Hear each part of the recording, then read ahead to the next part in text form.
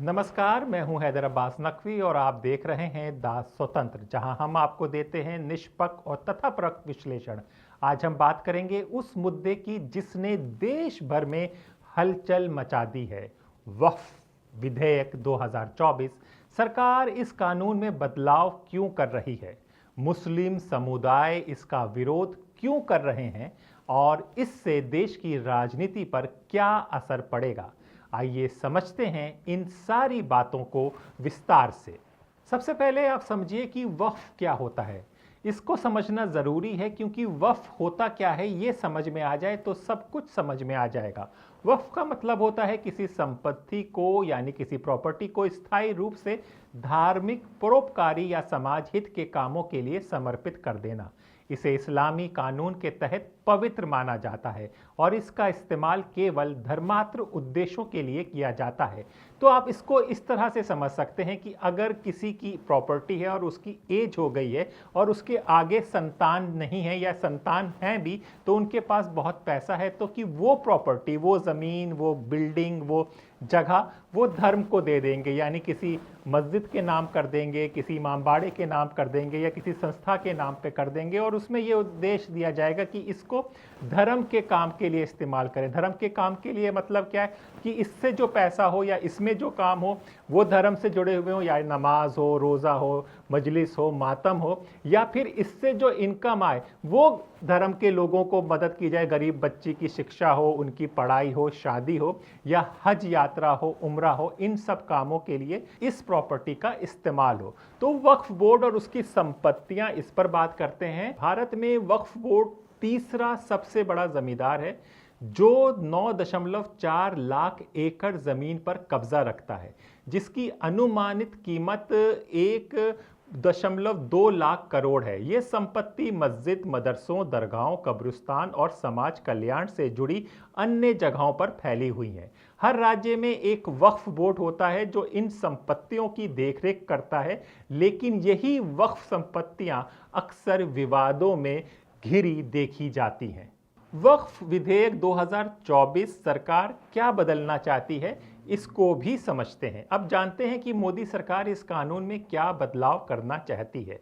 वक्फ विधेयक 2024 के मुख्य प्रावधान ये हैं। वक्फ संपत्तियों का रजिस्ट्रेशन अनिवार्य होगा। अब सभी वक्फ संपत्तियों को जिला कलेक्टर के पास रजिस्टर कराना होगा, जिससे उनकी वास्तविक कीमत का पता चले।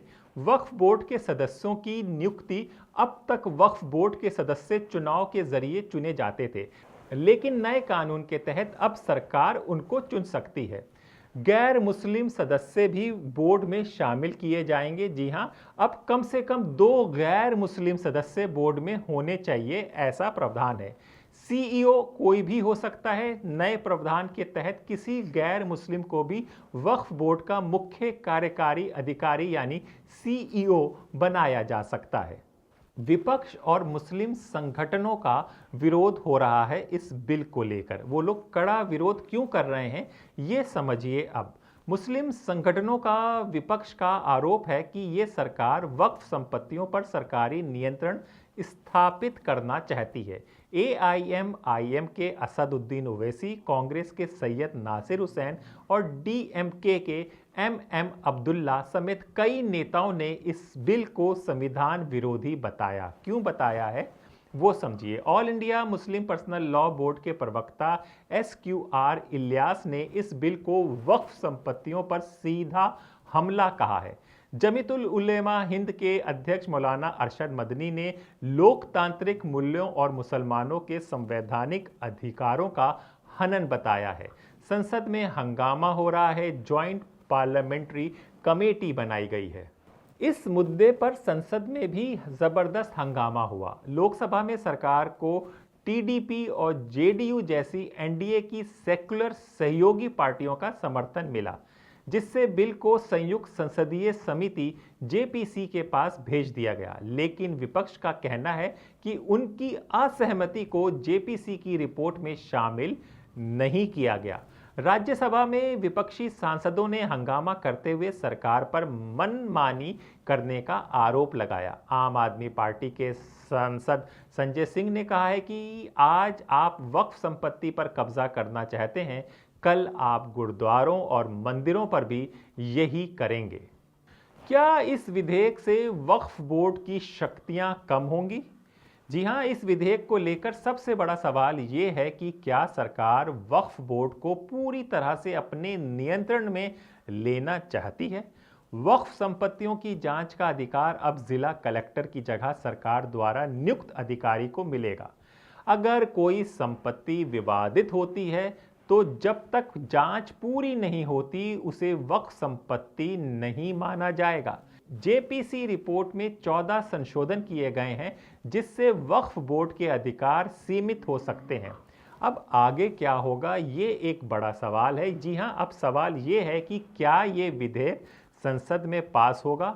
अगर ये कानून बन जाता है तो क्या वक्फ संपत्तियों पर सरकार का पूरा नियंत्रण हो जाएगा, या फिर मुस्लिम समुदाय और विपक्ष के दबाव में सरकार इसमें बदलाव करेगी?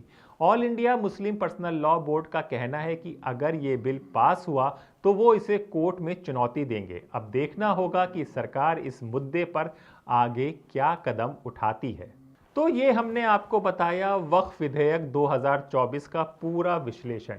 ये बहस सिर्फ मुस्लिम समुदाय तक सीमित नहीं है, बल्कि ये भारत में धर्म और राजनीति की आपसी रिश्ते को भी परिभाषित करती है। आपका इस पर क्या मत है ये भी बताइए। क्या आपको लगता है कि ये विधेयक पारदर्शिता लाएगा या फिर सरकार का नियंत्रण बढ़ाएगा? हमें कमेंट बॉक्स पे जो भी हो लिखिए अपनी राय, और द स्वतंत्र के साथ बने रहिए। हम आपको इसी तरह तथ्यों के साथ बेबाक विश्लेषण देते रहेंगे। तब तक के लिए अपने दोस्त हैदर अब्बास नकवी को इजाज़त दीजिए। नमस्कार।